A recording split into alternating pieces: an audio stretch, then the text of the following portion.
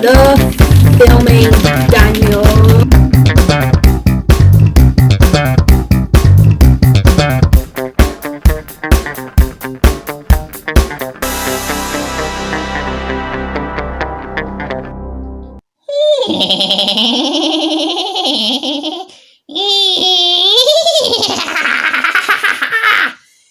Hello, boys and girls. My name's CriticJuice, a deep, dark, methodical creature that is obviously not based off a character that a lot of people consider to be one of the famous horror characters of all time in a very silly Tim Burton-ish way.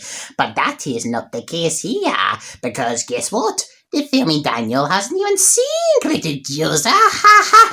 Okay, I'm not going to do that for an entire video. Of course, it's me, the Filming Daniel. Yes, welcome to this year's special Halloween video for the Filming Daniel channel. Yep, a year has passed already since my Wallace and Gromit: The Curse of the Were-Rabbit review. So you're probably wondering, what have I decided to review for this year? Well, this was like a little bit of a last-minute decision, I guess, but I had to think of something because, of course, I wasn't going to miss the opportunity to give you a Halloween review, and I'm at a new college now, and the course I do involves film, and this film we watched, so I thought, why not make that the review? So, today, I have decided to review Poltergeist. The original, not the remake. The Poltergeist movie. The Dark, methodical, not jump scare kind of movie that really takes its time, doesn't try to throw everything at you, but instead is a very dark and very serious horror movie. At least that's what I thought about the movie before the critical conceptions I found out about the movie, because that's not what the film is like at all!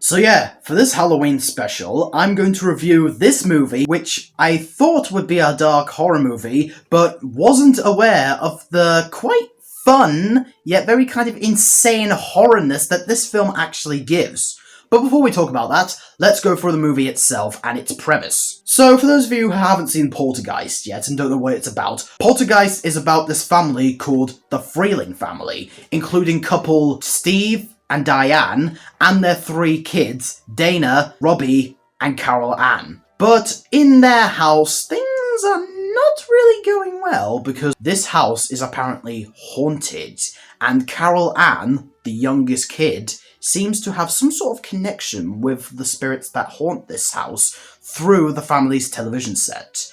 We don't know what's going on, the family is trying to find out what's going on, but suddenly, the dark forces that are connected to Carol Ann end up really mesmerizing Carol Ann so much that apparently Carol Ann has been taken to where the spirits are. So now it's up to the family to rescue young Carol Ann and find out how to stop these spirits from happening. So yeah, like I said before, this movie, I originally was thinking that it was going to be a bit more of a dark horror movie, kind of more serious in a way. And yes, it is. It labels itself as serious, but from the poster alone, can you see that poster? That's a pretty dark poster, and apparently, I don't know why, but I just keep hearing that it is a really dark, serious movie. So, let's see how the film is itself. So after finally watching the movie in this class, what do I think of it? Okay, I will say this. It is a really good movie. But man, was I not prepared for what was in store. Because this is honestly one of the most insane, very absurd kind of horror movies I've ever seen in my life. And that's what makes it so fun. And I know I'm not alone on this, because the people I watched it with also found it so, crazy. What the hell is going on here? It is weird. But also, I realised after watching the movie that critics who watched the movie and reviewed the movie said that it's one of the fun horror films they've ever seen. So, I guess that's why a lot of stuff happens in a very crazy kind of way, because I guess this is meant to be like a fun horror movie, and I'll tell you this, it does not hold back whatsoever. So now let's talk about what I thought about the movie. So now let's talk about why I feel this way about the movie. So let's start off with the film's pros. The biggest cue for this movie is, again, the fun of it.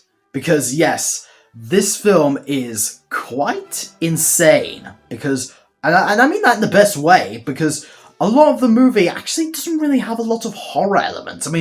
I think it's supposed to in many parts, but this is like a different kind of horror, because for the most part, like for about 80% of the movie, the film doesn't rely too much on shock value and jump scares to get the audience engaged in the horror. A lot of times it actually doesn't really show a lot of scariness to make you feel creeped out. Instead, it does take its little time a bit to really get to know this family, but when it does get to a lot of horror elements, most of it is actually pretty fun, because you're just wondering like, oh, what the hell is going on right now? This is insane!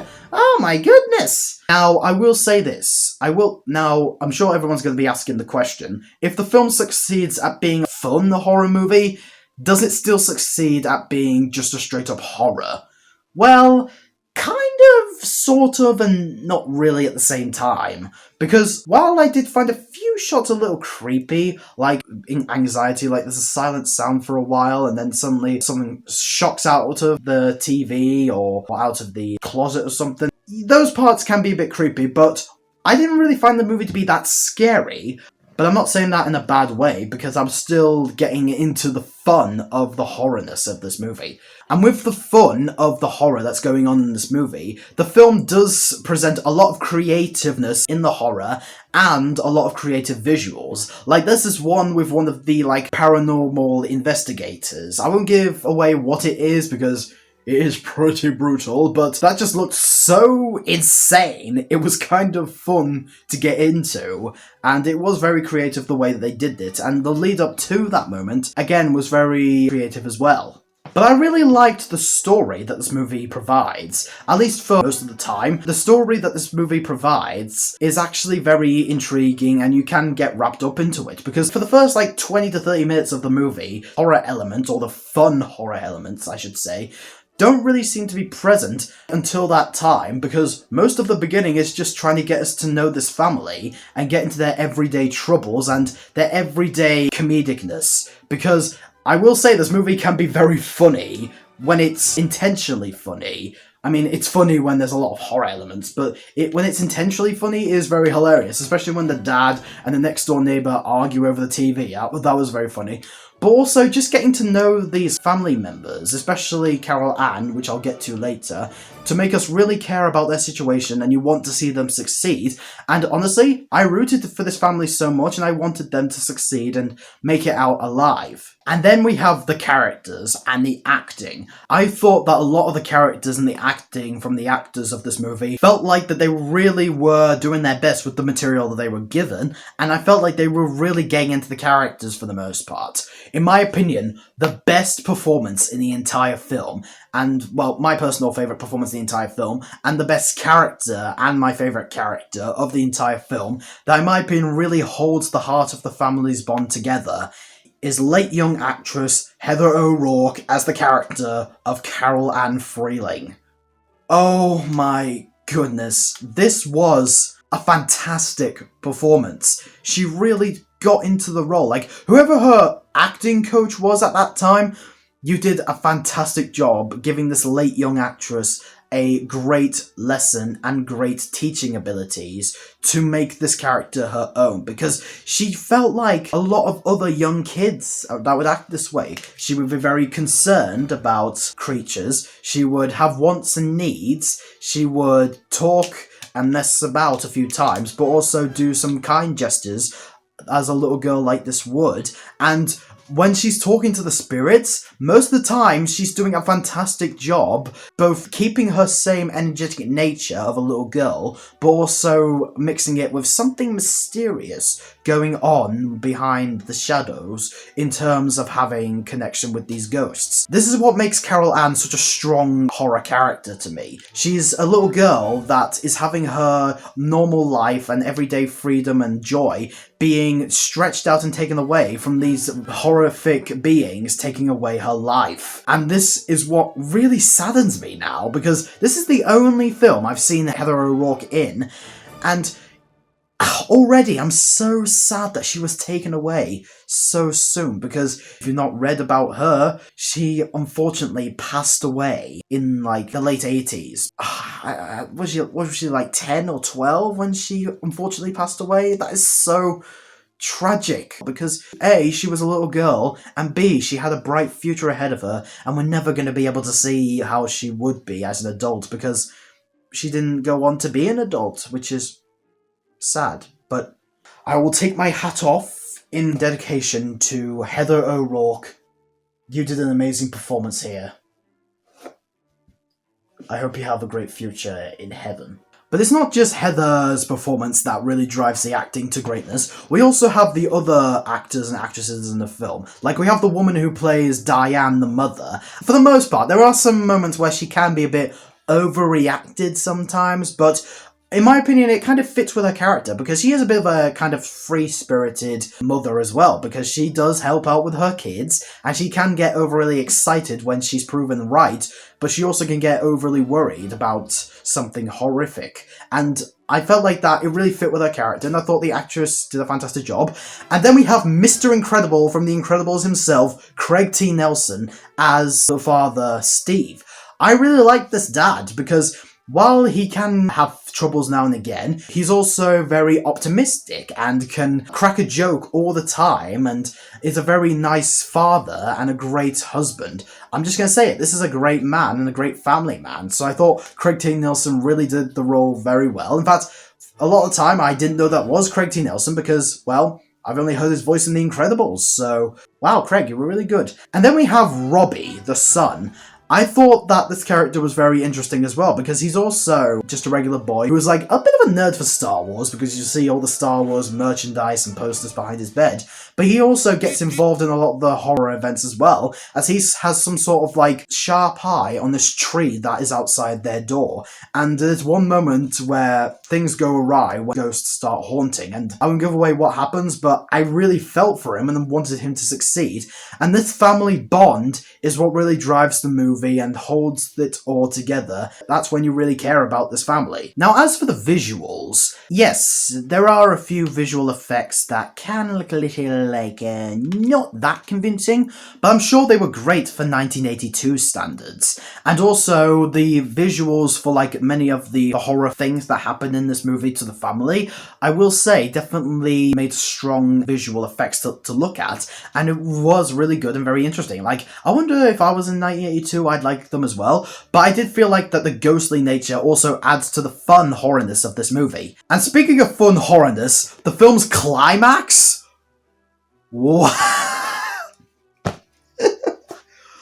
Oh my god, that is one of the most ridiculous, over-the-top, crazy, and downright engaging horror climaxes I have seen in a horror film in a very, very long time. Now, it felt like a bit of a second climax, but it does last longer than I thought. But there's just so many things happening at once in this climax that I couldn't stop smiling and wondering what's happening next and just enjoying the fun of it. And honestly, like, it felt like the movie was coming to an end at one point, so I did kind of have to close my eyes a bit due to a bit of tiredness. But this climax woke me the hell up, and it just... I don't know what on earth they were trying to do, but it was very fun and just... Well done, movie. Well done. Whether it was intentional or not, it was a blast to watch, and everybody was just like talking about how ridiculous it was, but it was still very fun and engaging to watch. So, after all the praise about the fun of the movie and the acting and just overall greatness of the movie, you probably think I love this movie so much. 10 out of 10, 5 out of 5. It's a masterpiece of a horror film, right? No. While it does have fun nature, it still suffers from quite a few problems. First of all, while the fun nature of the horrorness of this movie is so much fun to get into and a lot of creative whimsy towards it, it does suffer from a lot of consequences too. And I think a lot of it is not really too much on the ridiculousness sometimes, although that is kind of a part of it, but it was so fun I didn't really care. But also, the pacing was a little off. Once the horrorness starts happening, the pacing can lose its touch now and again, and I think it's due to two major problems. First of all, the editing. It does have a habit of cutting at a breakneck speed towards another element and then that element now and again, and it's really hard to keep true focus on what's going on. I mean, granted, a lot of the time the focus is put there, and I felt like it did a good job at capturing a very slow kind of given detail. But also, I felt like that sometimes it did go a bit too fast and it was kind of hard to keep up with. And the second thing is the dubbing. Yes, there is a bit of ADR at one point, because you know the famous quote, "They're here," by Carol Ann? Apparently that's one of the taglines of the poster, and look how it's presented! They're here. Yeah, that was a bit weird. That was a bit of weird dubbing, can I say? I mean, am I the one who felt like that dubbing was kind of misplaced? I mean, are you people watching the movie? I mean, I don't understand. Was it like she said something that was provided in the script at first, and then suddenly somebody rewrote the line and they had to ADR it without even having her back in front of the camera? I felt like that could have been tweaked down better, because it just seemed like pretty bad dubbing, I should say. And I guess the major problem I had with the movie, while I love the Freeling family for the most part, there is one that I just wasn't really fond of, and that's the older daughter, Dana. This character has literally not that much focus, is so pretty kind of whiny, and so forgettable that it really weighed a lot of the stuff down. I mean, everything else was great, the horror and the characters, most the other Freeling characters were fine. It's just this character, and she is pretty unfocused, because I don't really think of anything that she really does that's noteworthy in this movie. Hell, even the kids, the other kids. Of course, Carol Ann is important, and Robbie actually does more in the movie. He does way more in the movie than Dana does. All Dana does is sit on her phone, is freaked out by the horrific events, and just screams a lot of the time, to the point where she does something absolutely ridiculous at the end of the movie. That, I won't give too much away, but there's a horrific thing that's going on, and what does she do? She screams, even though there's a way to get away from it, right in front of her. She doesn't really, she's just not focusing, and is just screaming all the time, ah! Ah! Ah! And I was just oh my god, will you just shut the hell up and go already? What the hell are you trying to do? Maybe that's what they were intending for, but for me, it just made this character so forgettable and so bland, I just didn't really care that much. And speaking of that really weird thing that they did, while the climax is fun, there's also a lot of things that I wasn't particularly fond of that they did. Because, after all of this, you're still gonna have, these characters in this spot where these horrific things will happen, even though it seemed like you were okay, we don't want them in this spot anymore, because that's where horrific things happened. And yet they put them there in the first place. I have no idea what the hell they're trying to do, but it just seemed kind of weird. You put these characters in danger, even though you know they shouldn't be in this position where they could be in danger, but you just put them there anyway. It's kind of confusing, but you'll know when you see the movie. So yeah, I know this has been a bit of a short review, and it was a bit of a confusing review for me to do, because I was trying my best with this review. Overall, besides a lot of the problems I have, I did have a blast watching Poltergeist, and it was kind of shocking for me to find out how much of a fun movie this was, because I went into it expecting to feel like it's a more serious, dark-focused horror movie, almost Shining-ness level, but It turns out it was more of a fun horror movie, and I didn't even know that's what the critics called it. But it was. It was a fun horror movie. It had fantastic greatness to the horror elements. It had a few funny moments. It was serious when it needed to be. I cared for the Freelings as a family. I loved the character of Carol Ann, and I thought it was really fun overall. So I guess that's what I'll say. It's a fun movie, and it would be fun to watch again if I wanted to have, again, fun. I'm sorry I'm saying fun so much, but anyway, I'm going to give this movie 4 out of 5. It's a really good movie, and if you haven't seen it yet and you want to have a good blast, watch this movie. It'll rise up your spirits. Anyway, what did you think of this movie? Did you love it? Did you hate it? And what is the funnest horror film you've ever seen, if you know what I mean? Let me know in the comment section below. And I hope you enjoyed this review. I hope it's good enough, but I did try my best with this horror movie review, this Halloween special episode, and although it might not be as good as Wallace and Gromit, my video last year, I hope this is a good review. But anyway, I'm Daniel, reviewing movies, TV shows, and doing videos, As well as pretending to be CriticJuice. Till then, peace out, man.